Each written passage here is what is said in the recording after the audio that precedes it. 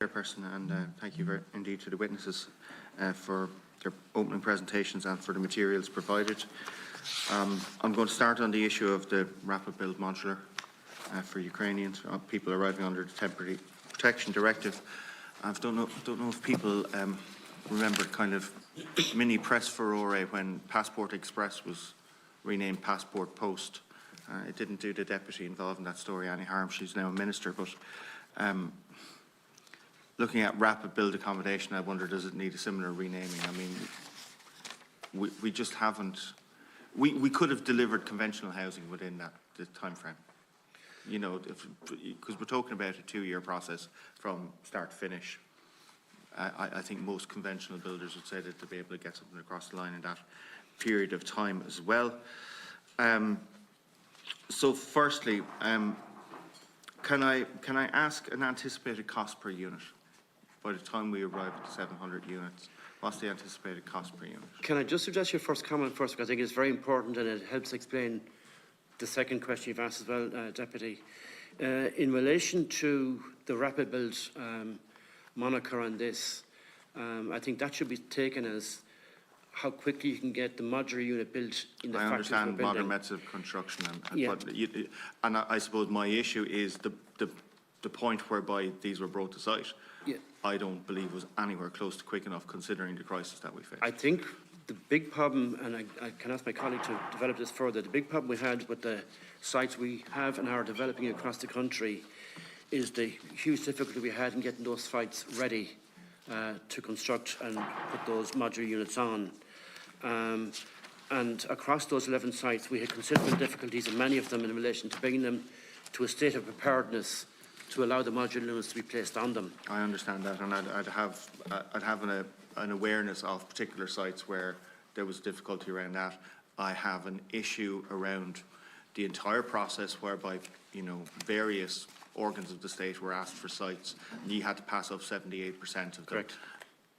That gives me a very clear indication of what sites were offered to you.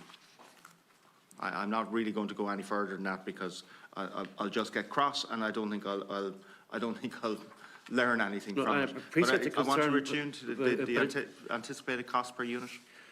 In relation to where we're at the moment, we're haven't fully finalised costs in this, Deputy, because we still have a number of sites to finalise. What's the anticipated cost per unit? Pardon? What's the anticipated cost per unit? It will be, we think, at this stage, in the region of about 350,000. 350. And that includes, and I think it's useful to break down these costs because, as I've indicated, the site development costs are a very, very significant part of those per unit costs. And if I can ask Kieran to give some detail on that, because in terms of where we were able to manage cost basis on the modular. Can I ask just a general question before we get into the specifics, because you know, I understand that there are challenges around this. So the average cost per unit you're saying is going to come out at around 350,000. Have we a market valuation per unit? Because these are here for the long haul. These are supposedly built to do 60 years. If we're talking about 350,000 in the centre of Dublin city centre, we're talking about fantastic value. If you're talking about it in Tallow and County Waterford, you're not talking about fantastic value. Have we a market valuation per unit?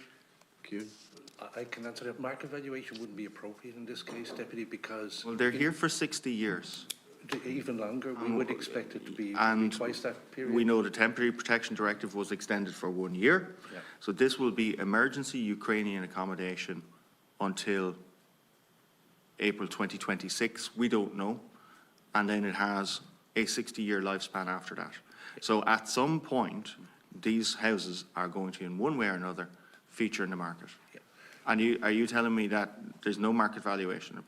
No. Like, if we're here trying to evaluate value for money to the taxpayer, which is the job of the Public Accounts Committee, I need to be able to stack up what it costs the state versus the worth that the state is. I agree with that, but I think you have to wind it back 2 steps, and those 2 steps would bring you to the position of what type of site you got, which we've mentioned, the scale of the site. The most economic scale to build houses is around 200 to 300.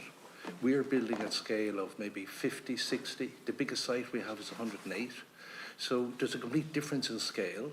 I know, but I want to have a very simplistic understanding. And I'm aware, and I know individual sites, And I know that a lot of the sites that you were offered were, you know, pig in a poke stuff, and it was like, what will we offer the OPW for this? We don't really want these houses to happen here. How about we offer them something on a floodplain? I know all of that, but the very simple understanding that I'm hoping to get here is it's costing us roughly 350,000 to build these. I want to know what the current market valuation is of each unit, because they will, at some point in time, and relatively close in terms of the lifespan of these properties, become things that are traded on the market. I want to ask a very simple question around value for money. So have we any market valuation? Are you giving me a long version of, I don't have a market valuation to tell you, Deputy? No, but we don't, as I say, we didn't value because we had to operate to the land and the sites we were given to. So it's not an appropriate, measurement to apply. I think the appropriate measurement to apply would be, did you get value for money in what was built? And I would take issue with. But how can I adjudicate on value for money for what was built if you can tell me it cost me roughly this, but if I tried to trade it, and you know, all of the provisos on the free market is not necessarily the greatest judge of value and blah, blah, blah. But like, how am I supposed to discharge my basic function here in terms of value for money to the taxpayer when you can't tell me how much these guys are worth, how much these units are worth? But with respect, I think you have to add in the right equation to do that. And the right equation That's great. Do the equation. You're the specialist. Give me an answer. But it's not, the closest one I could give you to is, say, for instance, in Back Weston, which is just on the border with Kildare, where we've actually done a two-storey unit, and that's within 10% of a social house. And that's done on the basis of only 12 houses being built. And the big plus that has come out of this whole programme is we've taken an embryonic industry and turned it into an industry that can now assist in further housing. Great. I've subsidised the private sector. Fantastic. And I mean, I'm running out of time, but I had questions around the fact that these were developed in conjunction with the Construction Industry Federation. I don't know why, when these are rapid build units and modern methods of construction are all over the world, we couldn't find an off the peg that was going to suit the sites that we were doing. We're not reinventing the wheel here. We were acting in the middle of a crisis, and there was 6 months we were mandated to get going on it in April, and we didn't get anywhere until October. You know, there was 6 months where you're incorrect. We got a government decision on the 28th of June. We had a contractor appointed on the 4th of July. On the 27th of September, we had the subcontractors appointed. And on the 7th of November began our first set of houses. That's at 40% the timeline that the same contractor, CISC, was building houses in Ballyogan. So we did it in less than 40% of the time that they did it. Okay, so I think, to be fair, that's a reasonable outcome. I want to talk about flood relief programmes. And so we have issues around, firstly, how many are, because we get a narrative of planning and JRs, how many are held up in JRs? Particularly, and Deputy O'Connor isn't here, but it affected West Waterford just as it did Middleton, the big flood that we had there. And people spoke about planning in the aftermath. That, as I understand it, that flood relief scheme wasn't held up by planning. How many are in JRs? I just asked my colleague Jim to do that. Thank you.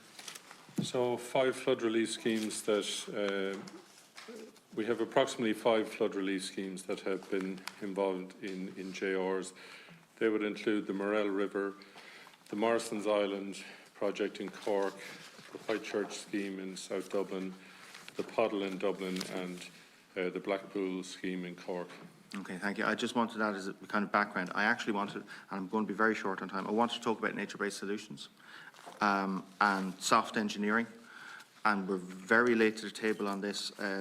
In the briefing documentation that you sent on to me there, you said the development of flood relief schemes under the OPW's capital programme now involves a specific requirement to assess the potential for nature-based solutions as part of the overall solution to managing flood risk.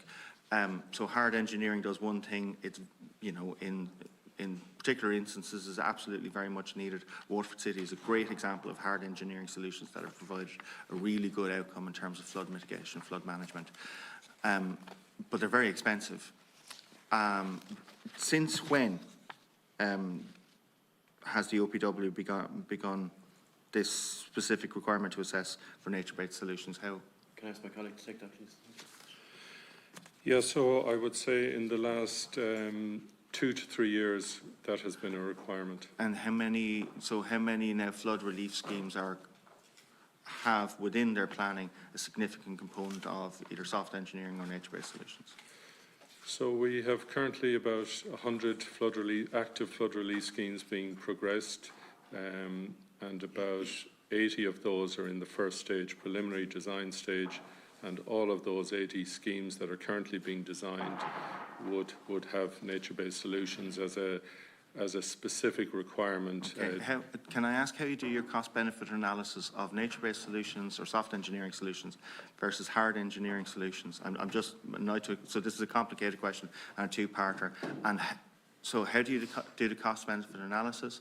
And then how do you do the natural capital accounting, whereby the cost-benefit analysis that you're doing is taking account not just of flood prevention, but also biodiversity benefits, carbon sequestration benefits, X, Y, and Z. So the natural capital payoff that we'll get for it, how does that factor into your equation when you're doing cost-benefit analysis? So in terms of cost-benefit analysis, we simply look at the cost of the scheme relative to the benefit of the scheme. The benefit of the scheme really, is largely about protection to homes and businesses. What damage would be prevented by implementing the scheme. So that largely comes down to putting an economic value on that. So is there any natural capital accounting element at all whereby you also include the attendant benefits of biodiversity payoff, carbon sequestration, water attenuation within the landscape, X, Y, and Z? Yeah, so that's an area we are looking into at the moment. You're looking into it, I would say it's not a very well established area because there's very good work happening within Trinity College on it. Yeah, you wouldn't have to go far.